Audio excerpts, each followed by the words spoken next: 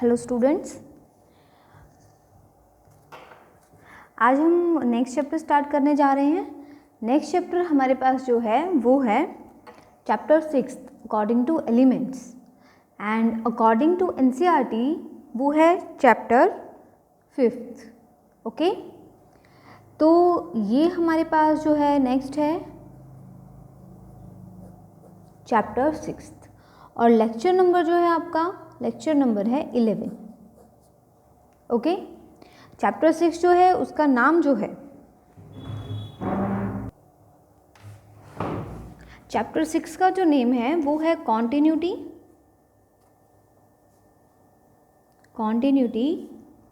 And differentiability. Continuity and differentiability. Okay, differentiability का मतलब ये नहीं है कि इसमें डिफरेंशिएशन पूरा आ जाएगा, कुछ पोर्शन है, फिर नेक्स्ट चैप्टर है पूरा वो डिफरेंशिएशन पे बेस्ड है, चैप्टर 7। तो सबसे पहले हम पढ़ेंगे कॉन्टिन्यूटी कि कॉन्टिन्यूटी होती क्या है। 11th क्लास में आप लोगों ने लिमिट का एक चैप्टर किया होगा। लिमिट के चैप्टर में जैसे हम लिमिट सॉल्व करते हैं, left hand limit, right hand limit, उसी अकॉर्डिंग ही यहाँ पे हमें कॉन्टिन्यूटी में करना है। अगर वो कॉन्सेप्ट आपको थोड़ा बहुत याद है तो इस कॉन्सेप्ट में बिल्कुल भी प्रॉब्लम नहीं आएगी। इजी कॉन्सेप्ट है कॉन्टिन्यूटी। ओके, तो हमारे पास कॉन्टिन्यूटी का मतलब क्या होता है, सबसे पहले हम ये समझते हैं कि कॉन्टिन्यूटी का मीनिंग क्या होता है। तो कोई भी हम एक ग्राफ ले लेते हैं, कोई भी कर्व हमने लिया, सपोज y = sin x। जिन बच्चों ने sin x का ग्राफ पढ़ा हुआ है अच्छी बात है, जिन्होंने नहीं पढ़ा हुआ तो कोई प्रॉब्लम नहीं है। सिर्फ ये कॉन्टिन्यूटी का मतलब समझाने के लिए रफली एक ग्राफ बनाया जाएगा। कॉन्टिन्यूटी का मतलब होता है कि आपको कोई भी ग्राफ दिया हुआ है, वो ग्राफ बिना ब्रेक हुए कॉन्टिन्यू चल रहा है, कहीं भी ब्रेक नहीं हो रहा, कॉन्टिन्यू चले जा रहा है, तो वो हमारे पास होता है कॉन्टिन्यूअस कर्व। ठीक है, कॉन्टिन्यूअस फंक्शन। तो sin x जो होता है वो एक कॉन्टिन्यूअस फंक्शन होता है। क्यों होता है? क्योंकि इसका जब हम ग्राफ ड्रॉ करते हैं तो एक कॉन्टिन्यू मैनर में चलता है, कहीं भी ब्रेक नहीं होता है।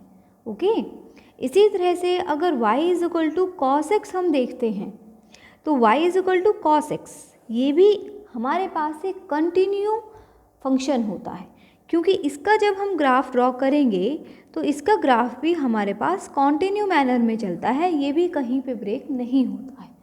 ओके, तो sin x हो गया, cos x हो गया, ये कॉन्टिन्यूअस फंक्शन होते हैं। क्वेश्चन आपसे यही पूछा जाएगा कि आपको चेक करना है ये फंक्शन कॉन्टिन्यूअस है या नहीं है।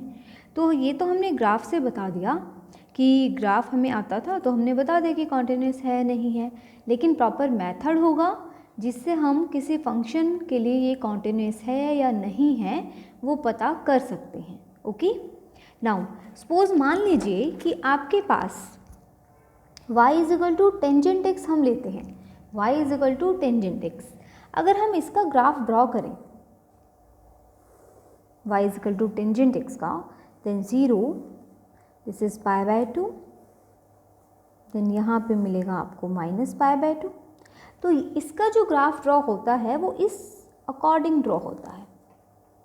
ठीक है ना, तो जो ये ग्राफ है ये कॉन्टिन्यूअस है -π/2 से π/2 पे। ओके, ये π/2 हो गया, ये पाई हो गया, फिर यहाँ जाके हुआ ये 3π/2, तो ये दोबारा फिर यहाँ से ऐसे बनता है ऐसे। तो देखो ये sin x और cos x की तरह कॉन्टिन्यू तो नहीं चल रहा है। इस ग्राफ में क्या हुआ कि π/2 पे जाने के बाद ये इन्फिनिटी पे चला जाता है और अगेन दोबारा π/2 से नीचे की साइड से शुरू होता है। दैट्स मीन π/2 पे इसकी ब्रेकिंग हो गई। देखो यहाँ टूट रहा है ग्राफ, यहाँ से तो कंटिन्यू शुरू हुआ लेकिन यहाँ जाके टूट गया, यहीं से थोड़ी ना वापस आया है, नीचे से स्टार्ट हुआ, फिर दोबारा ये ऐसे स्टार्ट होगा, यहाँ पे भी ऐसे हो गया। दैट मीन्स जो टेंजेंट x का ग्राफ होता है वो π/2, 3π/2, -π/2, -3π/2, जो ऑड मल्टीपल्स हमारे पास हैं पाई के, उन पे ब्रेक होता है। ठीक है, तो टेंजेंट x जो है वो डायरेक्टली हमारे पास पूरा कॉन्टिन्यूअस ग्राफ हम नहीं बोल सकते हैं, वो कॉन्टिन्यूस होता है लेकिन लिमिटेड रेंज में। जैसे -π/2 से π/2 पे कॉन्टिन्यूस हो गया, फिर π/2 पे ब्रेक हो गया, तो ब्रेकिंग पॉइंट इसका कहाँ कहा जाएगा, π/2 पे। फिर π/2 से 3π/2 पे कॉन्टिन्यूस हो गया, फिर ब्रेक हो गया 3π/2 पे। तो इस तरह से जो ये आपके पास ट्रिग्नोमेट्रिक फंक्शन है ये कॉन्टिन्यूस और डिसकॉन्टिन्यूस हमारे पास होते हैं। ठीक है, अब हम आते हैं कि हम जब क्वेश्चन सॉल्व करेंगे तो किस तरह से ये चेक करेंगे कि गिवन फंक्शन कॉन्टिन्यूस फंक्शन है या नहीं है। Okay, definition of continuity. अब कॉन्टिन्यूटी कभी भी अगर पूछी जाएगी तो एक पॉइंट पे पूछी जाएगी। कॉन्टिन्यूटी कभी भी पूछी गई तो एक पॉइंट पे पूछी जाएगी, क्या उस पॉइंट के कॉरस्पॉन्डिंगली फंक्शन कॉन्टिन्यूस है या नहीं है। ठीक है ना, देखो मान लीजिए हमारे पास हमने एक पॉइंट ले लिया, सपोज x = 1 ले लिया,